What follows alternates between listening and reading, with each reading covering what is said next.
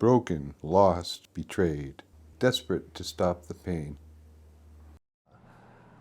As far as struggling from getting out of the military, I must say there's lots of stuff that is unresolved. Had a pretty bad episode, and you know, the people that were really getting on my nerves were really aggravating me, and I you know, told my girlfriend that if something didn't change, you know, I was going to do myself in, basically, and she didn't want to see that happen, so she contacted the police. I talked with them and explained to them what was going on, and I said, well, I don't know what to do anymore, you know, I've tried getting help here, and I've tried getting help there, and this and that, and he's like, well, there's always Camp Resilience.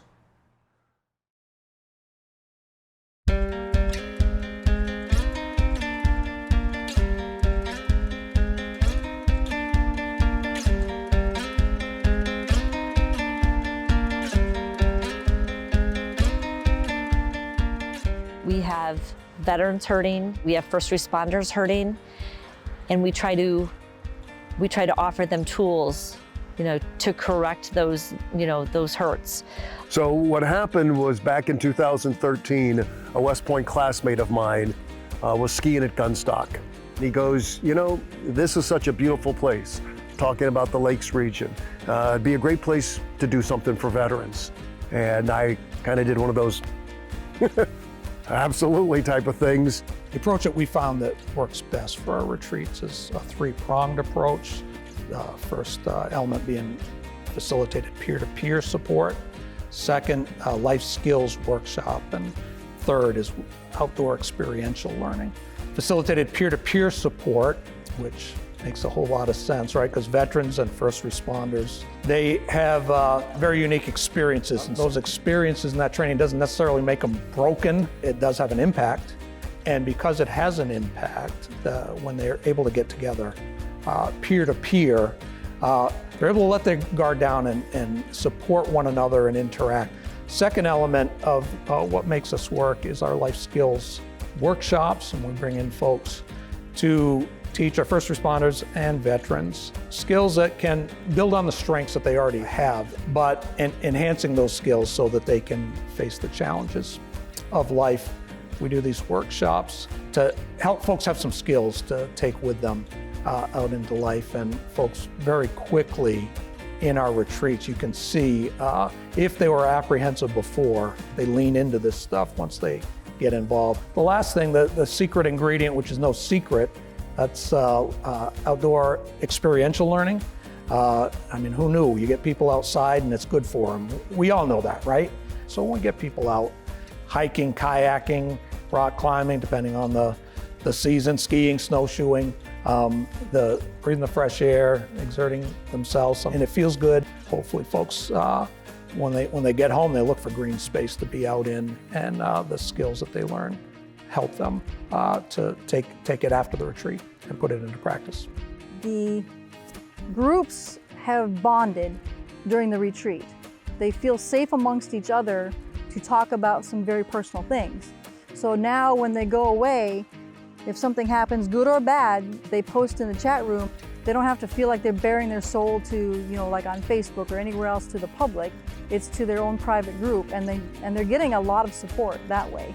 Kurt asked me to be on the board of advisors, and I think Camp Resilience really does wonderful retreats that offer healing for first responders as well as veterans. I have found through the retreats and through the input from the attendees that it is not a big leap from veterans to first responders. The traumas are different, but again, the way we react to them, the way first responders and the way veterans react are exactly the same. So we have found that there is really no leap. Participants have shared things with me, mostly things that I'm just, you know, ill-prepared, I think, at the moment.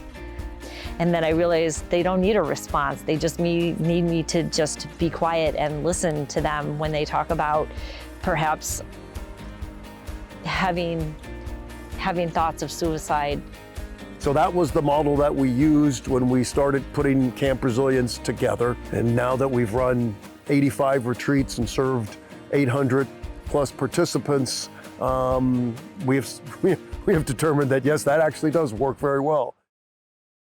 You know, you came home You had a 72-hour debrief, which included mental health screening, which is basically, are you feeling homicidal? No. Are you feeling it? No. All right, then you're good to go. You know, and they don't understand. They're gonna say no. Soldiers are gonna say no because all they want to do is go home.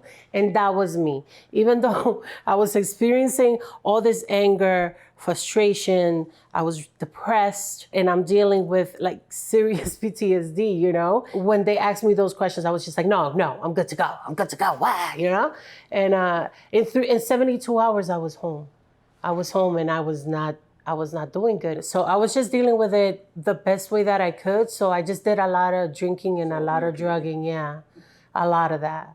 So here I was going to work, right, trying to do the civilian thing, but in my mind, I'm going 100 miles an hour and about to kill you if you look at me a certain way. See what I'm saying? So you can only keep that up for so long, right? Before you snap and things just, you have a mental breakdown, right? If I don't talk to someone about what's happening to me, I'm not going to make it, because I had already tried killing myself a couple of times. So I got involved with the VA and they got me therapy. I started seeing a therapist, and I got a psychiatrist. So she helped me with, you know, my medication, and the therapist really helped me to talk things out, slow things down, and get some coping skills, which were not drinking and drugging, you know? I really didn't know what I'd get out of Camp Resilience when I came here. I also want to believe that all the people that are running Camp Resilience want to help people, and they want people to get better, and they don't want veterans to feel like crap. At first, I really didn't like the life coach woman.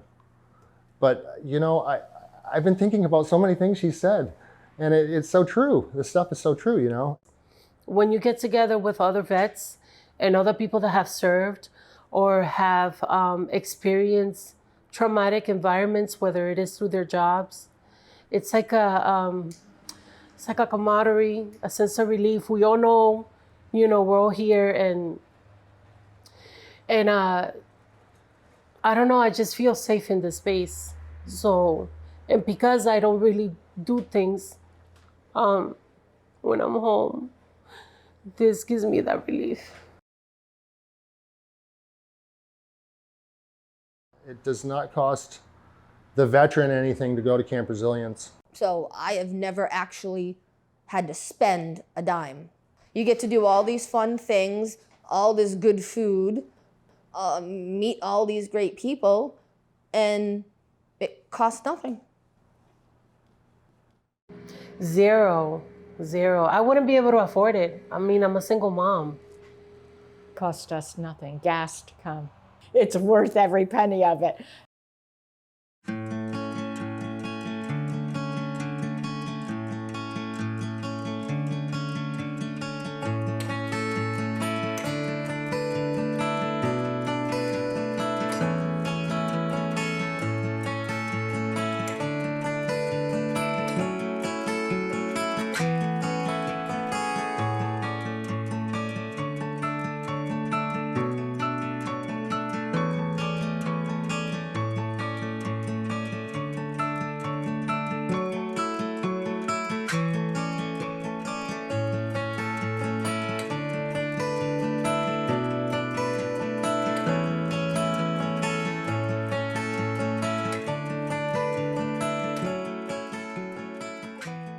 Camp Resilience and organizations like this, they really help.